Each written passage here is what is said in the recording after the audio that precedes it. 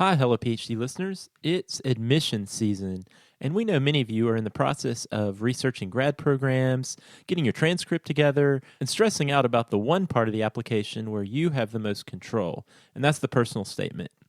So about a year ago, we talked to Dr. Brian Rabarchik, who has authored several essays on writing an effective statement. We wanted to share that episode again now, and also remind you that we did an entire series of episodes on the graduate admissions process. So if you're going through that process now, you might want to also check out episode 101, where we go over other aspects of the application.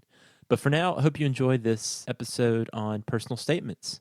Also, we want to make sure you know about a fun opportunity specifically for HelloPhD listeners. So our friends at Promega are once again offering up the Promega Art Contest for Creative Scientists. What you can do is you can submit a digital image of your artwork by December 1st, 2019, and that's broadly defined. That could be a photograph, a microscopy image, a painting, a sculpture, a drawing, any media that shows off your creativity. 3 winners will receive a prize pack and also be featured in the Promega Art Showcase starting in January 2020. And 1 grand prize winner will have the chance to hang out in Madison, Wisconsin, check out Promega headquarters, meet R&D scientists, and attend the opening of the art show in January. So if you're interested, you can go to promega.com/HelloPhD to enter. Winners will be announced on December 6th, so now's the time to start thinking about what piece of art you might submit. All right, on with the show. This episode of Hello PhD is sponsored by Promega and listeners like you. Thanks for your support. Didn't clean up his socks when he was 15. Would you be willing to write me a strong letter of recommendation?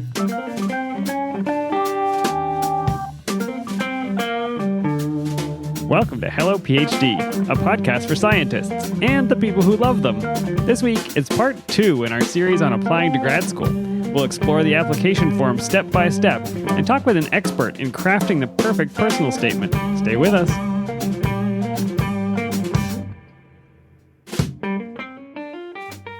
And we're back. This is Hello PhD, episode 102. I'm Joshua Hall. And I'm Daniel Arneman. And we'll discuss the human side of science and life in the lab. Hey there, Dan. Hello, Josh. Welcome to the fall season. Happy fall. I'm ready for it. I am too, and it started to turn. I started seeing persimmons drop off the trees. Do you have any persimmons around here? I don't, but I noticed on Instagram that a friend of mine, he and his wife here in the country in North Carolina, and they picked like 20 pounds of persimmons. Oh my gosh. To make persimmon pudding. So, I need to make this. I just heard about persimmon pudding today. And what I also have learned is you should never pick a persimmon. Like, you have to eat them off the ground with bugs in them, because otherwise it is a horrifying experience. Really? Like not good? Like sour? Or? You've had a cement mixer before, the shot with like cream and citrus, lemon juice, yeah, and it curdles. Yeah, you served me one. Yeah, so persimmons, when they're on the tree still, they have a lot of tannins in them, like an extreme disgusting amount, and it makes your mouth feel like it's filling up with cotton. It's a really bizarre experience. But once they fall on the ground and bugs eat them mostly, then they're delicious. I had one today. Interesting. I did not get 20 pounds of them. Well, I was invited to try their persimmon pudding, so I'll make sure to ask if they harvested those from the ground. Get a slice for me. But Dan, we have something else to consume here, and that is this lovely amber-colored beer in front of you. What did you bring? All right, Dan, so we are in our IPA-free fall. So, meaning no IPAs for the season of autumn. And I'm kicking it off, Dan, because it is October. Yep. With an Oktoberfest. Fantastic. And this is the Left Hand Brewing Oktoberfest Marzenlager. Yep, this one comes to us from Colorado, right outside of Boulder. And Dan, I was reading about this. So this, from their marketing speak, they say, we start brewing in the spring and it takes a full 2 months to reach lagered perfection. Biscuity, malty goodness dominates up front, while the noble pedigree hops lend a properly spicy dry finish.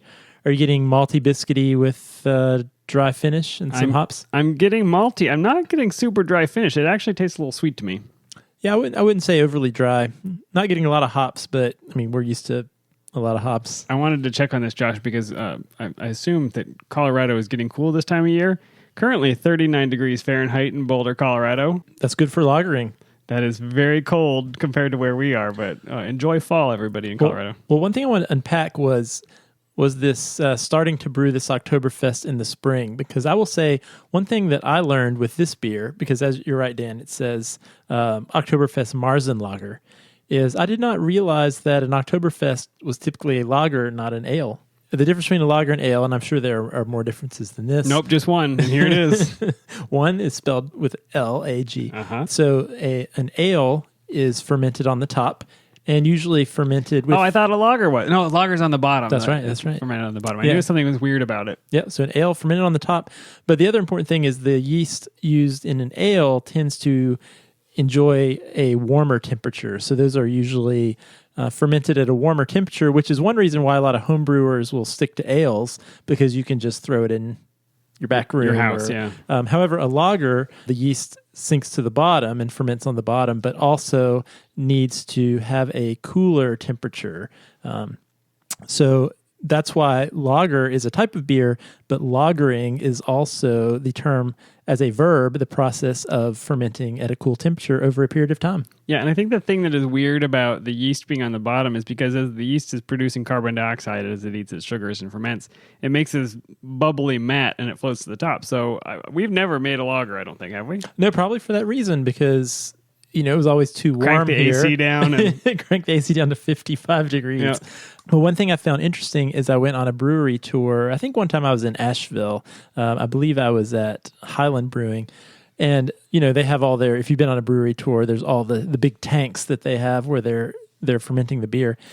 And they had mentioned one reason they don't make a lot of lagers, and a reason a lot of microbreweries don't make a lot of lager is they don't usually have a lot of space and they need to turn their beer over quickly. And so for every lager they make, they have to keep that tank occupied for really 2 or 3 times as long to get one batch of beer as they would if they just put out an ale. Yeah, it doesn't make financial sense. They're not going to get enough extra money for producing a lager. Yeah, so it's actually special when you find someone making a lager. How does Yingling do it so inexpensively, Josh? Well, we can talk about that on a future episode. Some other episode, yeah. Josh, it looks like, if we are moving on to the next subject, it looks like we have an iTunes review that you thought was particularly inspiring or hilarious. You want to read it to us? Yeah. So I noticed this one was from about a month ago, but I wanted to read it, and it is a 5-star review. Thank you. And the title is Genuine Lifesaver. This is by Legend of Zach. And Zach said, I've spent the last 3 days driving down the West Coast to start my PhD at UCLA, and I've spent 90% of that drive listening to HelloPhD. Josh and Dan have so many practical tips and pieces of advice that really make you feel prepared for grad school and remind you of what to focus on as you pursue it. Beyond grateful to have run across this podcast. That is a long drive with a lot of HelloPhD. Luckily, we have a lot of episodes now. I don't think you and I have ever been on a very long road trip like that. I think we would drive each other crazy. Yeah. If instead of listening to HelloPhD, we just talked for hours. Yeah. Somebody would be thrown from that moving vehicle, I think. That's probably true, and there would be no beer. That's true. That would not be all right. All right, but thanks, Zach, for the review. We love getting those reviews. It's fun to hear what you think of the show. And we have a new Patreon patron we wanted to mention. A nappy nerd girl. Probably not her real name, but thank you for becoming a patron. And Josh, I wanted to mention, we talk about our Patreon patrons and we talk about our sponsors each week.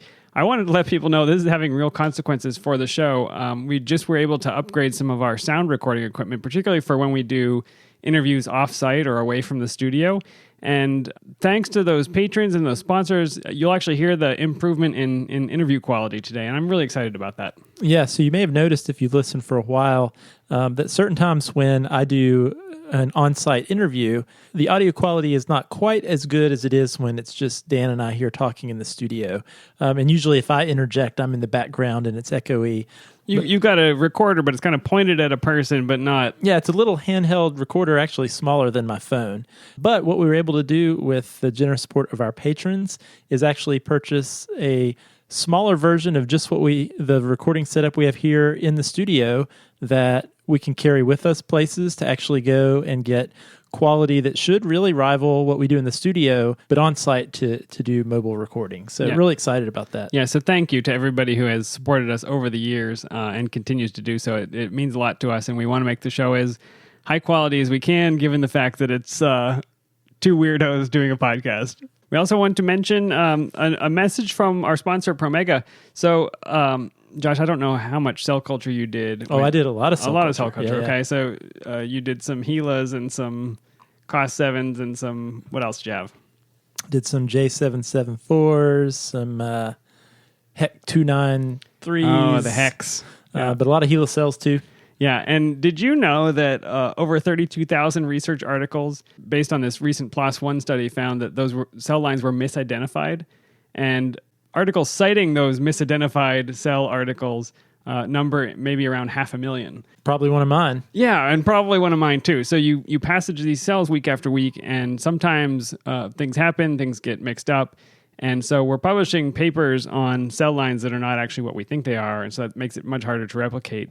Promega scientists have been working hard to address this problem, including serving on the American National Standards Institute committee that drafted the official authentication guidelines. So a lot of journals now are requiring you to provide proof of authentic cell lines when you submit papers. So Promega has provided some in-depth resources that you can use to authenticate your cell lines or to find services that will do it for you. And if you want to learn more about that, you can go to promega.com/hellocells. Really cool. Excellent. And we'll post a link to that PLOS One article for people who are interested in that. It is a kind of a creeping issue in science. We may have to do an episode on it sometime.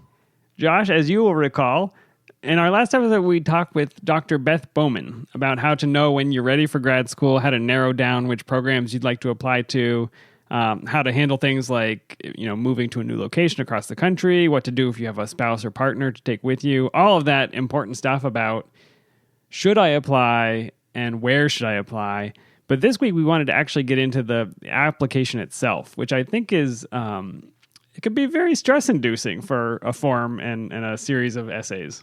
Yeah, definitely. I mean, think about it. You're really putting all of this information about yourself down, knowing you're going to be judged by some group of people to decide if you're worthy for admission to their school. Like, it's kind of a weird process. Yeah, and thank you for saying that, because you reminded me of a question I wanted to ask you before we get too far into this, which is, when I'm applying to these places, who's looking at the application? Is it all faculty, or are there a series of filters in between? And we'll get into what's in the application in a second, but I just want to know, who's on the other side of the net that I'm lobbing this to? Yeah, that's a great question, and that's actually an important question.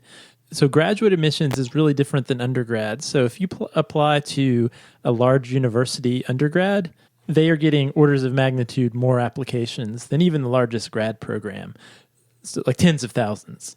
And so they usually have whole offices who their full-time effort is towards the application and admissions part of the school. All day, every day, all year long. Multiple people. Yeah. So in those cases, there might actually be some filtering steps, several layers of filtering steps of reviewing your application. However, for graduate applications, especially for PhD programs, it's really faculty in those programs who are the ones that are reading your applications and ultimately making decisions about who to accept.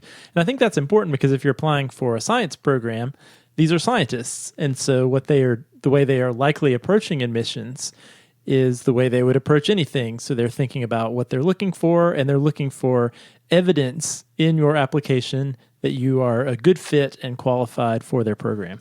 Okay, so and we know there are a number of umbrella programs where maybe these are not people that are precisely in the field of study where you think you want to work, but sometimes you'll apply directly to a department, right? So you can assume that the people reading your application are the professors in the genetics department, if that's where you're applying. Yeah, well, actually, Dan, even if you do apply to an umbrella program, and again, for those not familiar, these programs typically give you access to multiple departments once you join the PhD program. But even those, Dan, because our program is like that, and I know others that are similar to us, usually the admissions committees will look at what your general research interests are and funnel your application towards faculty who share your interests. So even though it may be a broad program, there's still a high likelihood that faculty in your field of interest will be the ones reviewing your application. Okay, so that's helpful, I think, knowing your audience, knowing who this is going to. It's not going to maybe an administrator or a grad student or somebody to review. This is going to a faculty member. For everybody who is now through this process, maybe you're in grad school, you're a postdoc, or you're a career scientist, or have moved on, I think it's helpful to think back. It helped me to think back about going through this. The parts of an application, I think the 4 main parts are test scores, which we'll get into in a second, your transcripts, which is basically your undergraduate class history. You get a series of essays, which include the personal statement, and we're going to have a lot more on that, and then letters of recommendation or forms that a recommender can fill out about you. Mm-hmm. And so we're going to take some time to really explore the personal statement, because I think that is the most harrowing piece of this.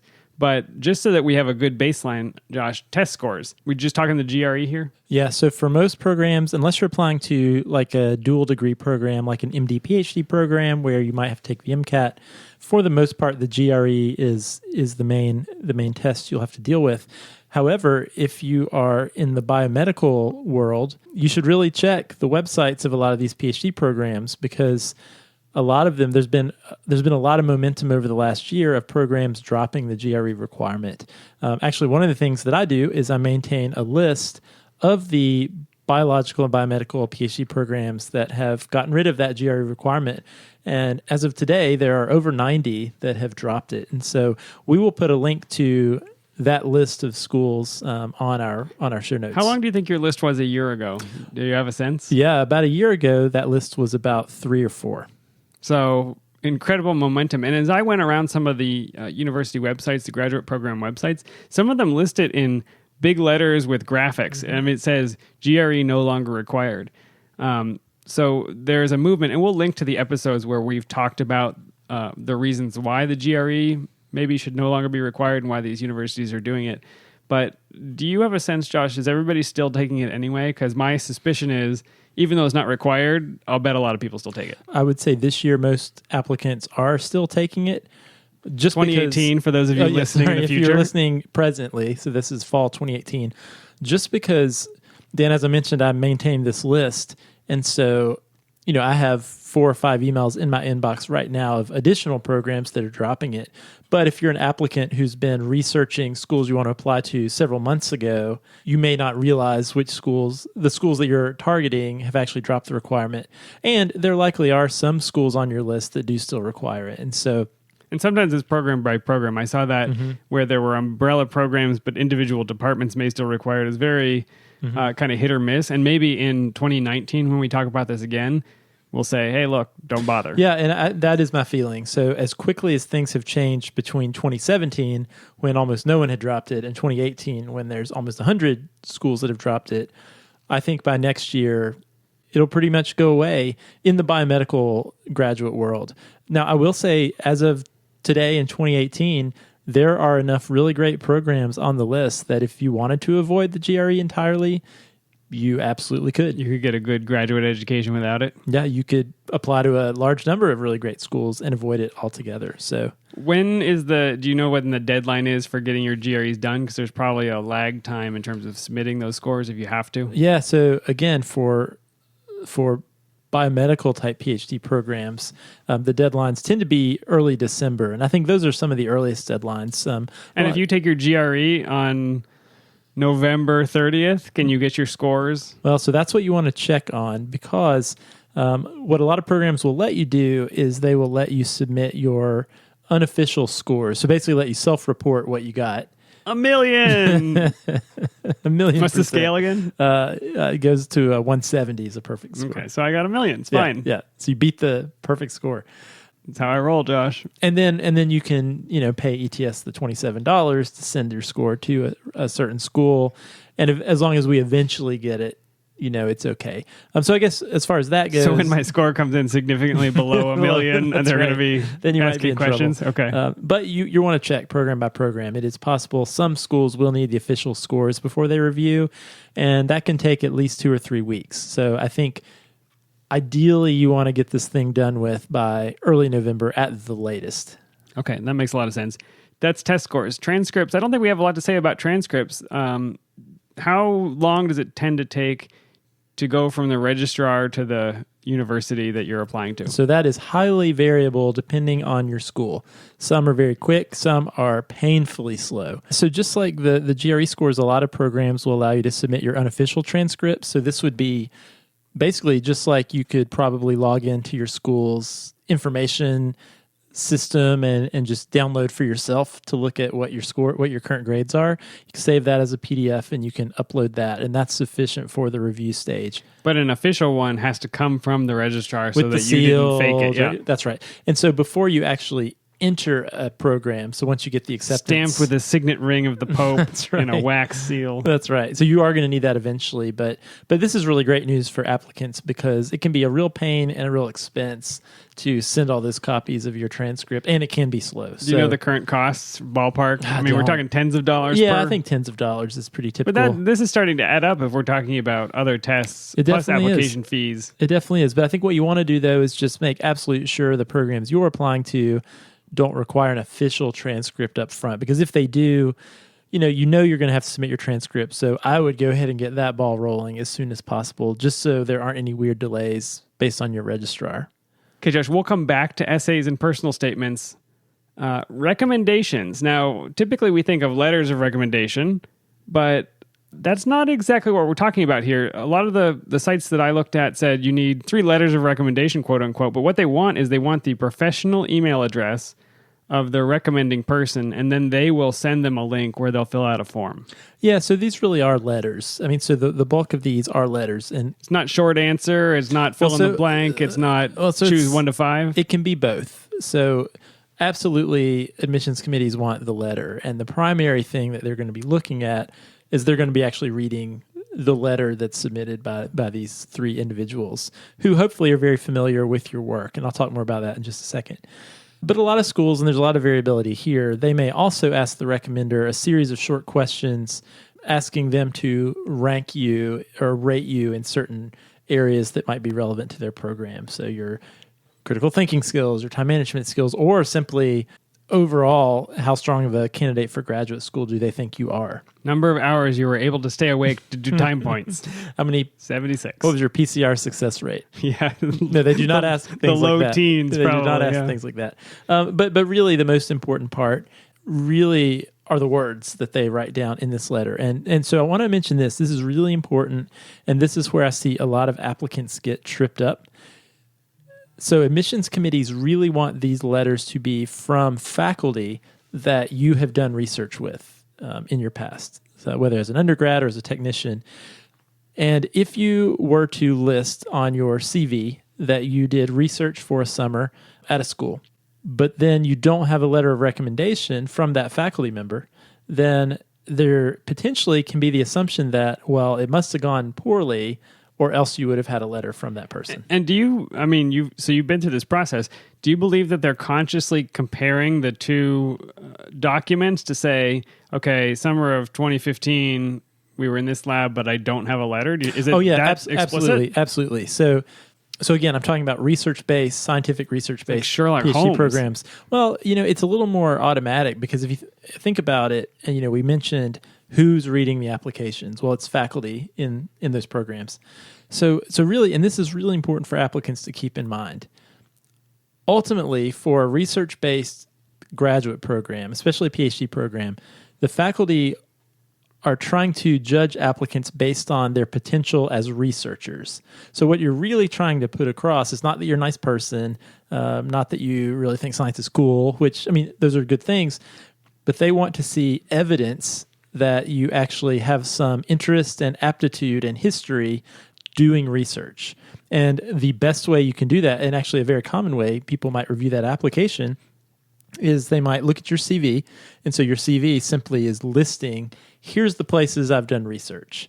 And so then that sets up an expectation that, okay, cool, Dan did research at the University of Kentucky for this person, and then he did research at this other place with this other person. So in the best case scenario, I should then be able to go and find letters from person A and person B that you stated you did research with on your CV. So their entire picture of me is based on my research history. That's my life story to them, my curriculum vitae, right? It's so if they see, oh, he worked in a plant genetics lab, but I don't have any documentary evidence that he was successful there or fit in or learned how to do science, then I'm starting to wonder, well, why not? Yeah, I mean, you're really not helping yourself if you don't have a letter from your research advisor during that time. Now, there can be extenuating circumstances and reasons why you wouldn't. Maybe that person passed away, or maybe you're not able to contact them for one reason or the other, and you can say that. But really, there's sort of this. I think of it as like this Venn diagram of your research experience that you will present in your application. There's the CV where you list the experiences. There are your letters where there's an outside person who is giving feedback on those experiences, and then there's your personal statement where you are actually demonstrating your contribution to that research experience and the degree to which you understood what you were doing while you were there. That makes sense. Okay, we are speaking in early October. How much lead time do I need to give these people? So I think it depends. If it's a lab that you are currently working in, hopefully you have had conversations that you plan to apply to graduate school. But I think now is a good time. You want to go ahead and just give your recommenders a heads up that you are applying to graduate school. And you can actually ask them, this is, I think, a good thing to ask. Would you be willing to write me a strong letter of recommendation? Great point, Josh. As a person who one time didn't get a strong letter from a person that I thought would give me one. Yeah, and that happens. And it's two different questions. Would you be willing to write me a letter of recommendation, or would you be willing to write me a strong letter of recommendation? Would you like to stab me in the back suit? No, I'm kidding. But I think now's the time, especially, let's say you've been out of undergrad for a while, or even let's say you had a research experience that was just over a summer after your sophomore year, so some time has passed. That could still be a reasonable person to ask for a letter from, but what would be the best way to approach that is to send that person an email now, give them an update on your research experience since you left their lab, and actually what you can even do, because I'll say this too, faculty who lead research labs, they love to think they have inspired you to go on and continue in research. Nothing makes a PI happier. So you could lead with that? Yeah, you could say, that experience I had in your lab really opened my eyes to research, and I have continued to pursue research opportunities since leaving your lab.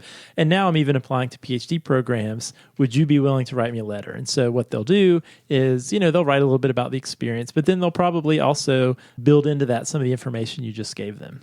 Yeah. How common is it for the professor to say, you write it and I'll sign it or I'll edit it? Because I've heard that very commonly where the professor's too busy and maybe they don't remember every detail about your life and they ask you to write your own letter. Yeah, I'm not a fan of that. Does it happen though? I mean, it happens sometimes. I don't know how common it is, but it certainly happens sometimes. I don't know that I have advice. I'm not personally a fan of that. I think it puts the applicant in a really weird and unnecessary spot. And my opinion is that's part of the job of a research advisor, especially in an academic setting, is writing recommendation letters of your trainees is part of your job. Yeah, so to all of our faculty listeners, if you don't want to write the letter, then politely say, no, I wouldn't like to write a letter, I guess. Yeah, now one thing that might happen is, especially if you're in a really big lab, and let's say really, for all intents and purposes, you were trained by a grad student or a postdoc in the lab. Maybe you didn't really even talk to the PI all that much. Sometimes one thing that will happen is the PI might have that grad student or postdoc write the letter, and then they will look over it, maybe add a couple sentences, and then sign it. That's fine. Yeah, the person who directly supervised you, yeah. But the important thing is you really do need the signature of the PI, if at all possible. Maybe that doesn't seem right or logical or necessary, but I'm telling you, from the admissions committee standpoint, having a letter signed off by the actual lab head as opposed to just the grad student or postdoc really is going to give you more bang for the buck. Okay. And you'll be able to see online whether your recommenders have finished their recommendations. How often is too often to annoy them and nag them to finish? Because it would be I think a check against you if you were missing one or two letters. Yeah, no, it will. And so admissions committees recognize, though, that the sending the letters in, that's beyond the applicant's control. We certainly recognize that. But I think what you can do is realizing that when you enter their information into the application, that will trigger an email with a link to that recommender. But what you want to do is communicate around the time you're filling the applications out. hey, here's what to expect. These are the schools I'm planning to apply to. And maybe you even give them a little list or a little spreadsheet. Here's the 5 or 6 or 7 schools that I'm going to need letters from or letters for, and you can update them if there are any changes. I think it's great to maybe follow back up a couple weeks before the deadline, and then perhaps if the deadline is approaching and you can see that a recommender has not submitted their letter, just send them a gentle reminder of, say, hey, my earliest deadline is December 1st, and that's in a few days.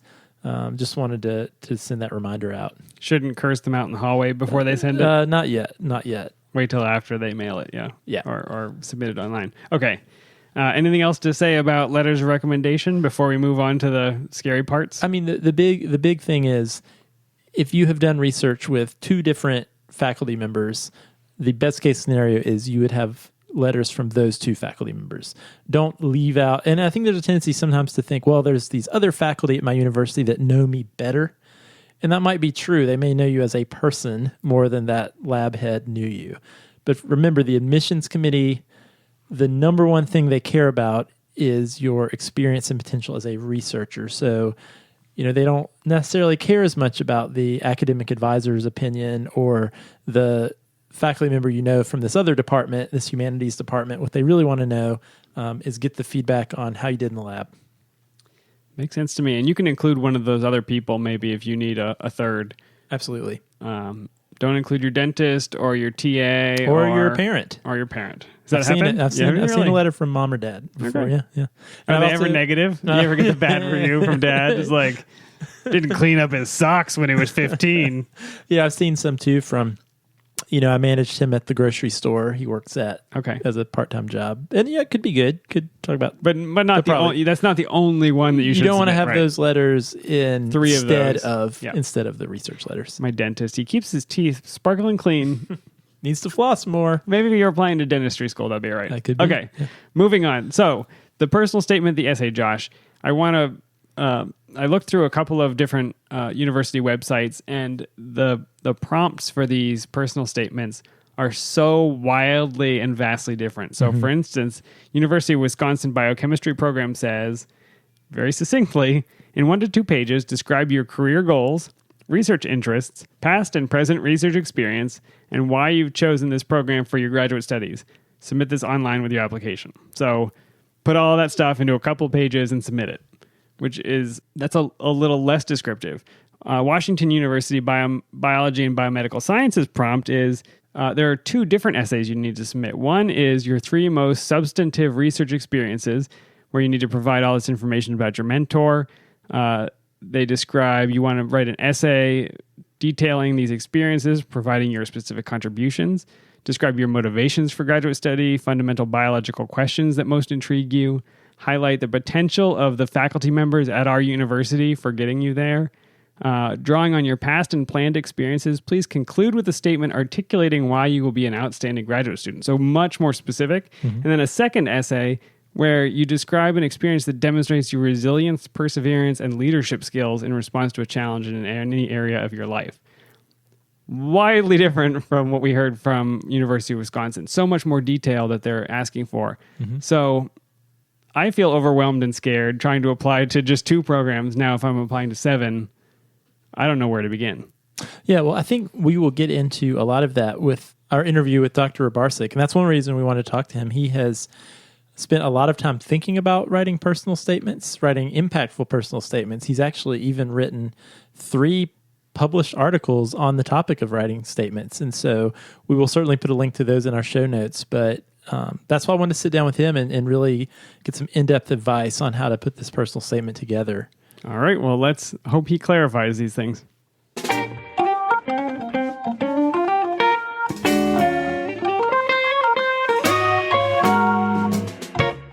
So hi everybody, I'm Brian Rabarsic. I am currently Assistant Dean of Academic and Professional Development at UNC Chapel Hill in the Graduate School. I earned my PhD at the University of Rochester Medical Center in Pathology and Laboratory Medicine. And then I transitioned to do a postdoc here at UNC Chapel Hill and have been here ever since. And so I would say that my professional career has probably encompassed the past 15 years or so. So I've been doing a lot of program administration, some teaching, working with undergraduate students and graduate students and postdocs and future faculty. So I have a broad perspective on kind of the importance of graduate education, and more specifically in the sciences and STEM. That's great. Well, one of the reasons we were excited to talk to you is you have actually published several articles now on writing personal statements. And as we talked to Beth a little bit last week on deciding where you want to apply to grad school, I think one of the parts of the application that students seem to stress about the most is the personal statement, because the transcript, you just get your transcript, your test scores, you get your test scores. With that personal statement, you as an applicant seem like that's the thing you have a lot of control over. So I know there's a lot of trepidation there, but you have published several articles about writing a personal statement. So why did you do that? So I really felt that in working with undergraduate students and trying to help them get to their next step, there wasn't a lot of information out there or guidance about how to tackle this personal statement and what it is as part of the graduate school application. And so there wasn't much advice or guidance. And so speaking with other faculty and other administrators about key things that need to be included in a personal statement, I took that advice and formulated the series of articles. You can find those on Science Careers. And really as a way for students to sell themselves, to really make sure that as part of their overall graduate school application, this is really one area that they have most control of, in really selling kind of their attributes, their experience, and really telling the story about why they want to go to graduate school and how it all fits into their overall career trajectory. So I really wanted to provide students a lot of that advice. And through the series of articles, I was able to add a little bit more detail about the complexities, the nuances of writing a personal statement.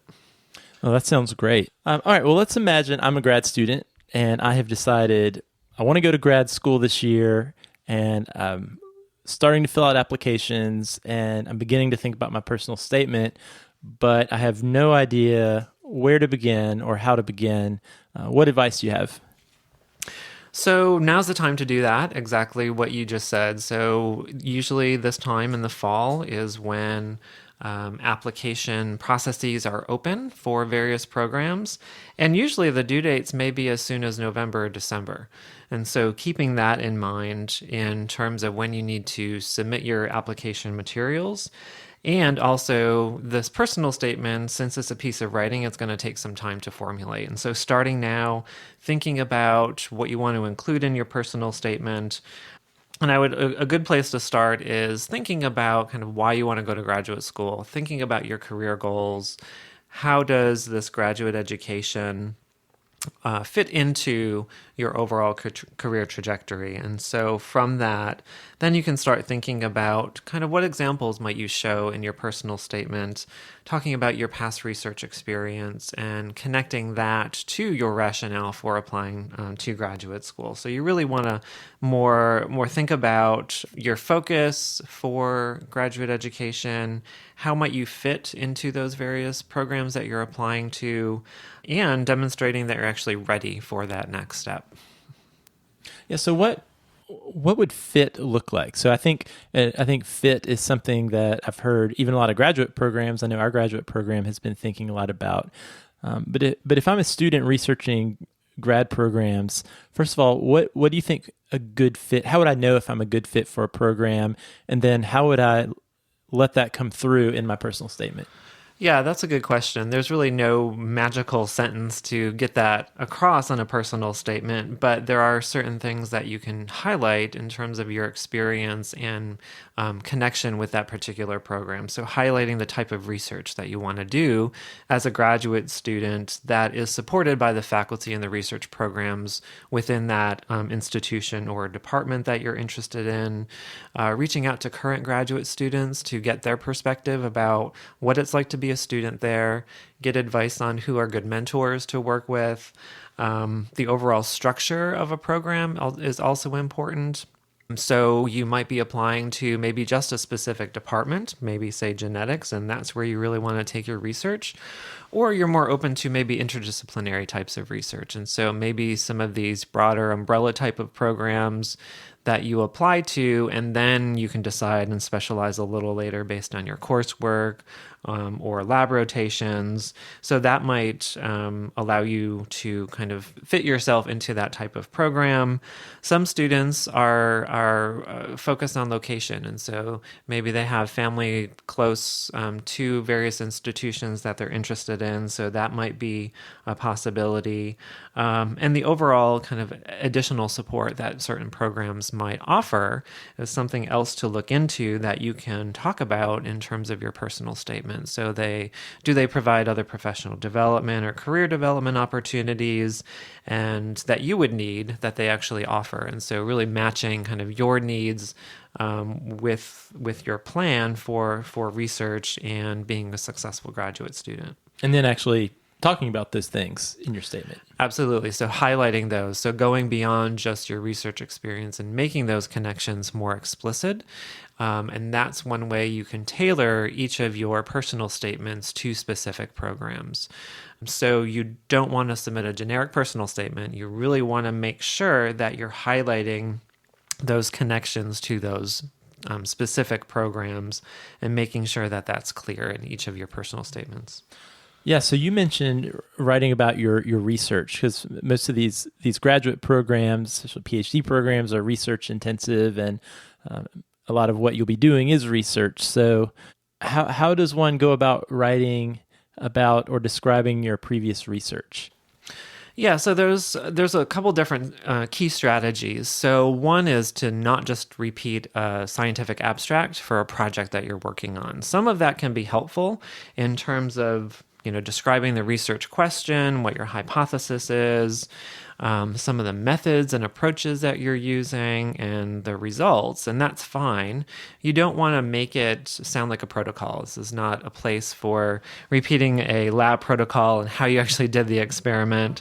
Would you say the use of the word microliter would be a good thing or bad thing in a personal statement? Very bad thing. So it's not helpful.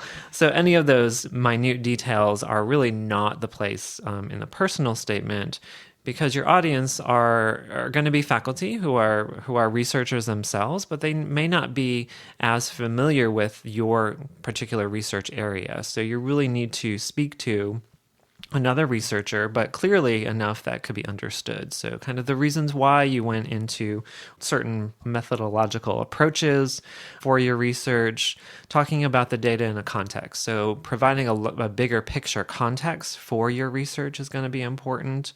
And then the other thing is your role in the project. So science today is very collaborative, and you're contributing to that effort. And so what did you actually do as part of the research project?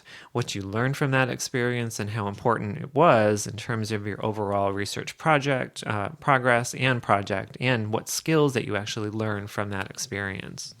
So I know when students learn about writing an abstract or writing a paper, it's typically frowned upon to use certain personal pronouns like I did this, I completed this experiment. In a personal statement, is it okay to use the pronoun I? Absolutely, because you want to really highlight what you actually did and what you actually learned. You also want to kind of mix that up, so not every sentence should start with I did this, I did that.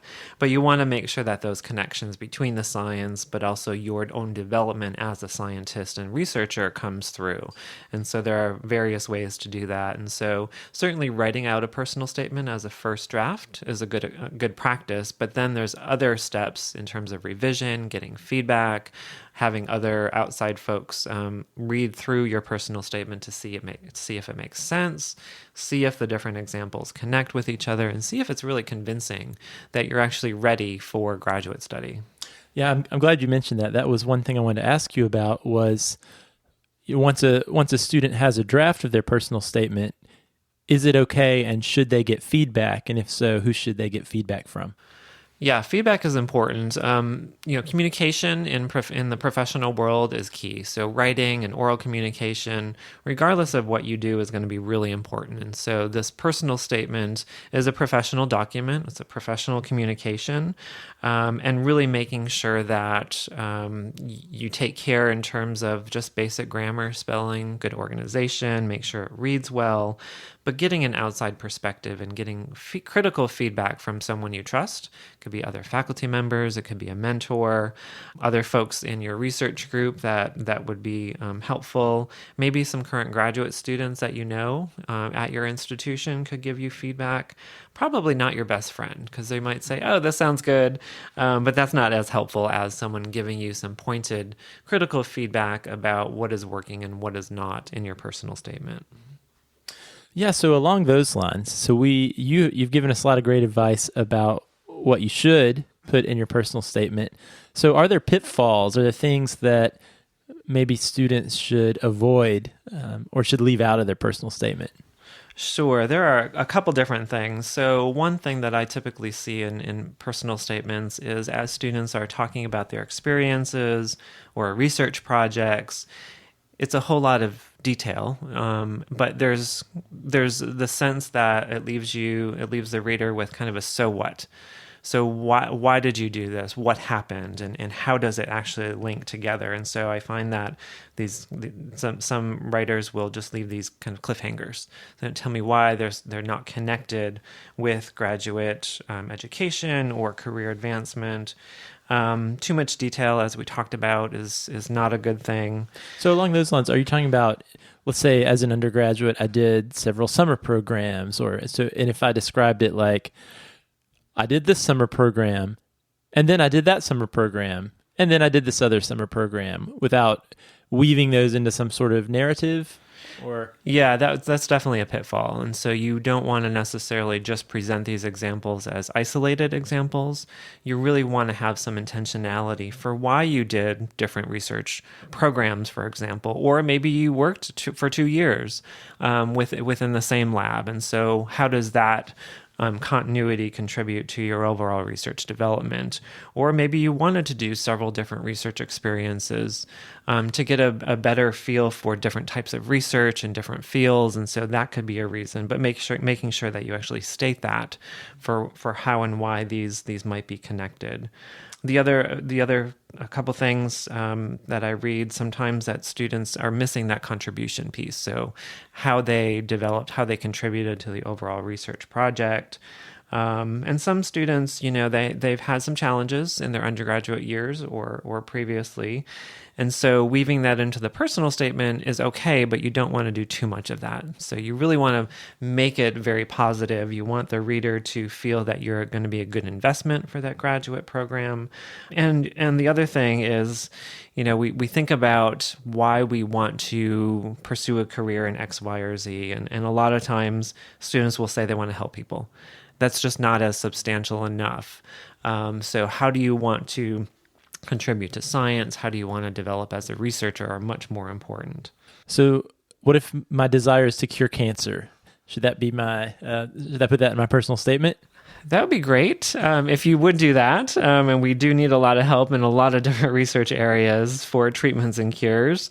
But that's a little too lofty. And so thinking more about the immediate future, about how you want to develop as a researcher and a scientist, and how that graduate program is going to get you to the next step. And so focusing on that. Certainly we want to make contributions to science. We really want to move things along and work with other scientists to do so. But having those kind of grandiose, lofty ideas is great to have, but probably not for the personal statement. Well, and those probably indicate a little bit of a naivete about the realities of doing research and the limitations of one person's project during graduate school. Absolutely. So in graduate school, you'll probably, again, be working collaboratively with other scientists, graduate students, and postdocs. And you'll be working on pieces of the bigger picture. And so really thinking about how those pieces are important, but also how they fit together in the overall picture. So how should you start your personal statement? So that intro paragraph, and I have to admit, I have read a lot of personal statements over the last several years, And I would say if I had to ballpark it, at least 30%, that first paragraph begins at childhood, begins with my first chemistry set, or I loved chasing butterflies across the hillside. Is that a good place to start at the beginning of your life? Or what would you advise about that? Probably not the best idea. Certainly, you want like any good story. You want a hook. You want to engage your reader to be interested in being able to read the rest of your statement. I think that's a little too far back, and so starting with some experiences in terms of science at the undergraduate level is probably the ideal pitch.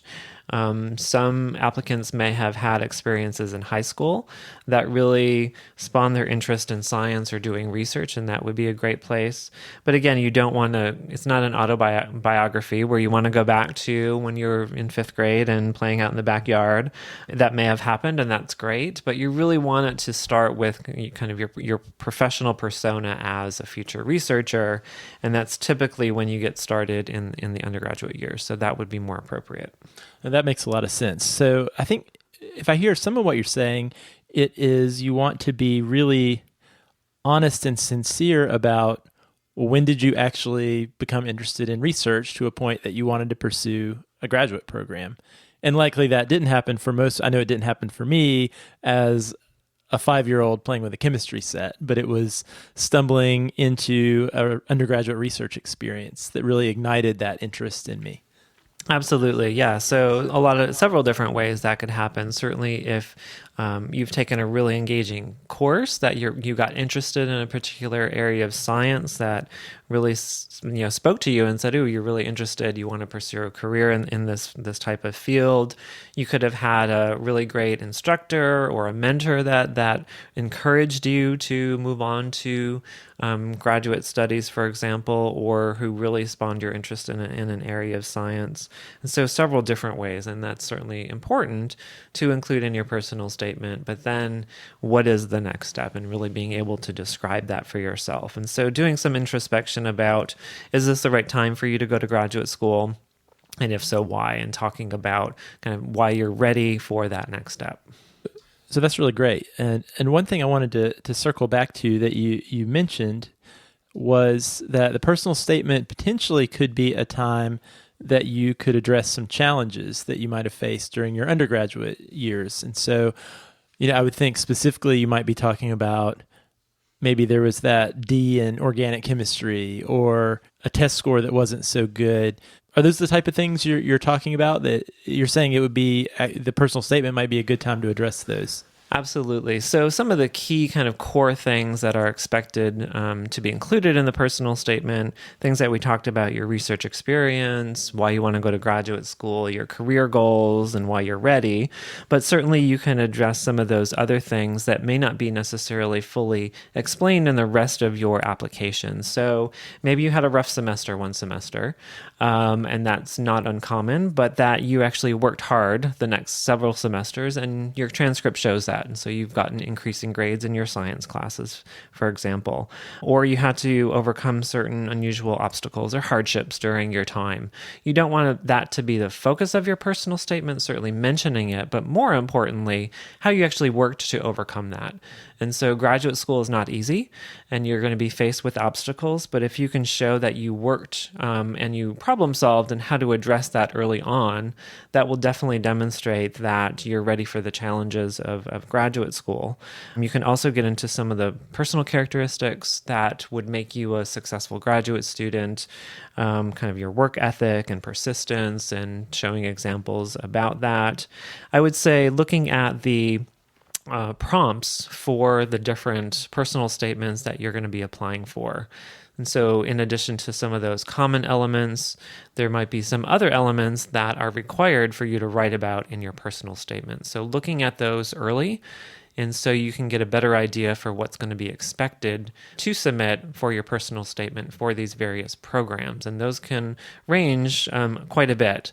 And so having that in advance, so you make sure that you're including those key things that the programs are looking for, and using that prompt as your outline for the personal statement. So it makes it much easier to read and follow along. And you're including everything that's required of the program to describe in your personal statement. Yeah, that's a great point. And that leads into one of the other questions I had for you. So we've talked a lot about, I think even what we were titling this episode was about writing a personal statement.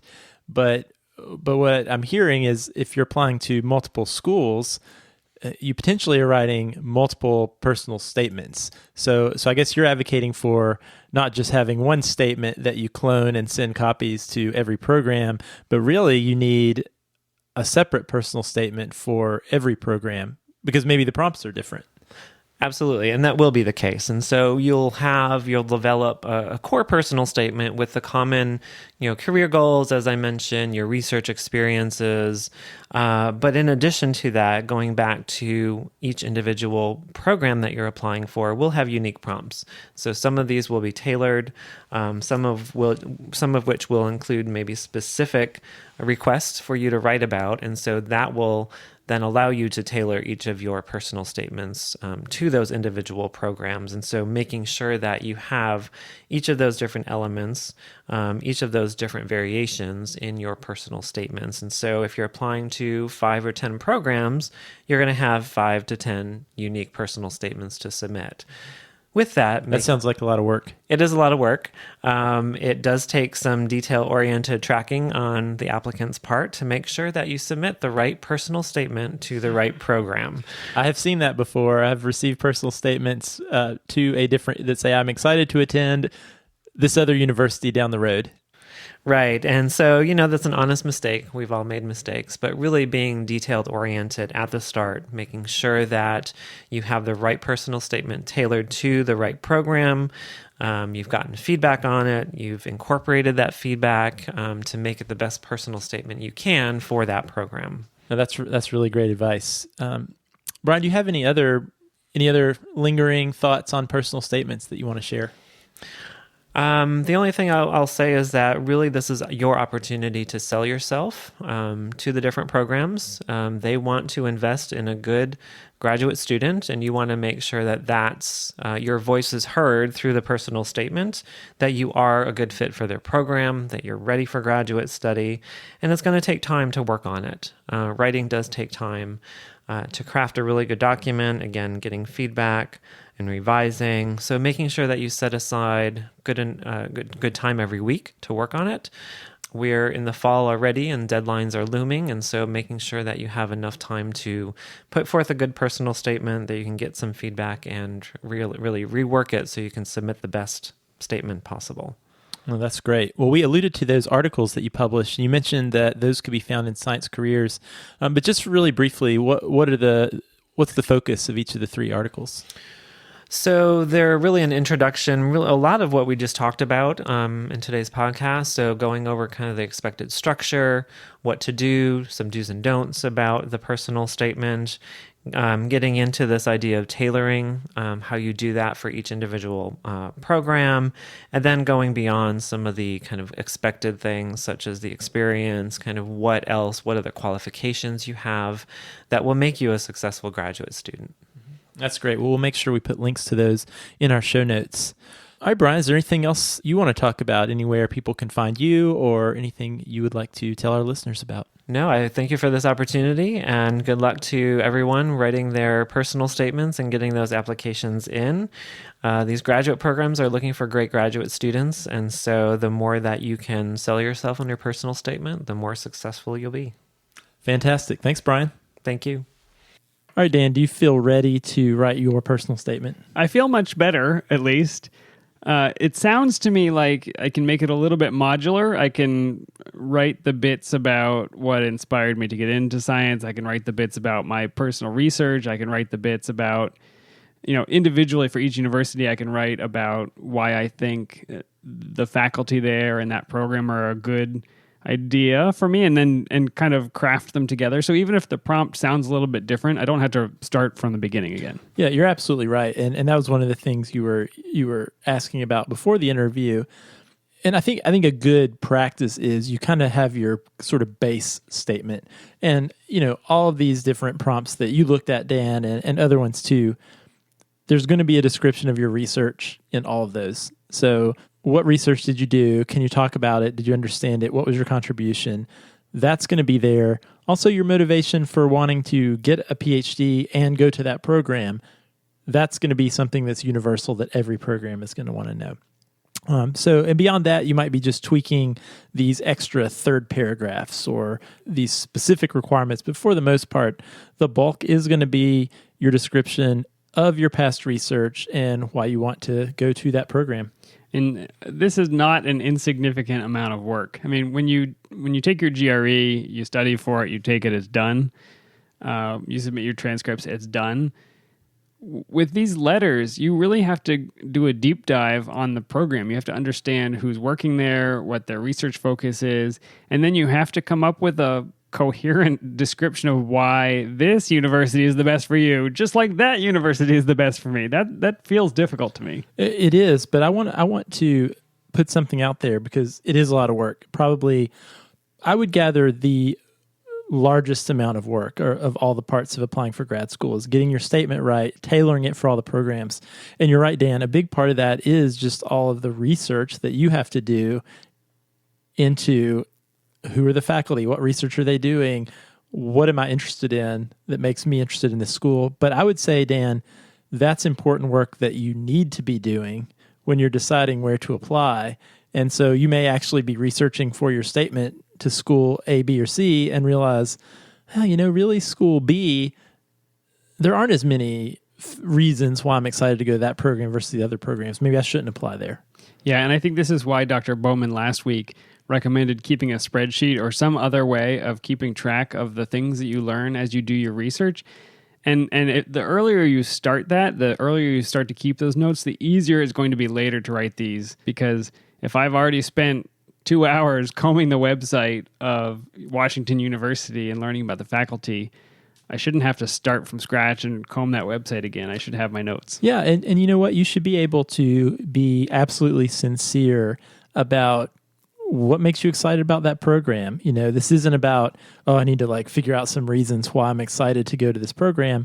Hopefully, by the time you look through the website and you read about what a few faculty members are doing, you will be excited about possibly attending that university. And if you're not, then maybe you should give a second thought to actually applying there. Okay, and so if I put a few of those names into my personal statement, it's very likely that if I get asked for an interview, I will meet those people, correct? Yeah, it's very likely. And what will probably happen is if you get invited for an interview, and I think we're going to try to do an episode on the interview specifically. Yes, we absolutely will, yep. But they're going to actually ask you what faculty you would be interested in meeting with. And so, sure, it would be great to list those faculty again, and there could be a really good chance, hopefully, that you'll get to actually meet those people in person before you decide to go there. Let me check my spreadsheet, and I'll see who I cared to talk to at your university. But, if you've done that work up front, then that's a really easy question to answer when they ask it. Right, absolutely. All right, Josh, that was a lot, and hopefully people feel a little less nervous, a little more confident. At least you know what size train is coming at you and you can be prepared for it.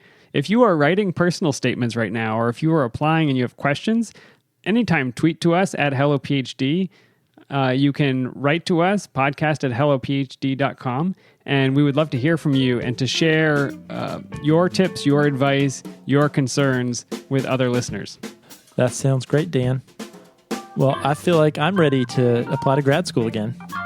You should do it. What are you going to study this time? I think I would do organismal biology or maybe computer programming. Well, why don't we finish? I've got just a little bit of my Oktoberfest yet. I've been really enjoying this, Dan. It's a hit, absolutely. Yeah, and so let's take us out of here. So if you have a question or topic idea, we would love to hear it. You can email us at podcast@hellophd.com, send us a tweet at hellophd, or leave us a message on the Facebook page. If you like the show, leave us a review on iTunes, just like Zach did. We love the feedback. If you'd like to support the show, you can become a patron. Simply go to our website, hellophd.com, and click the Become a Patron button, or you can visit patreon.com/hellophd. We would appreciate the beer money, and thanks to the ongoing support from all of our patrons. Hopefully everybody enjoyed the higher audio quality in that interview. I know I did as I edited it. Absolutely. All right, Josh, it's going to be 30 degrees in Boulder, Colorado tonight, so bundle up. Stay warm, drink some Oktoberfest. We'll see you next time.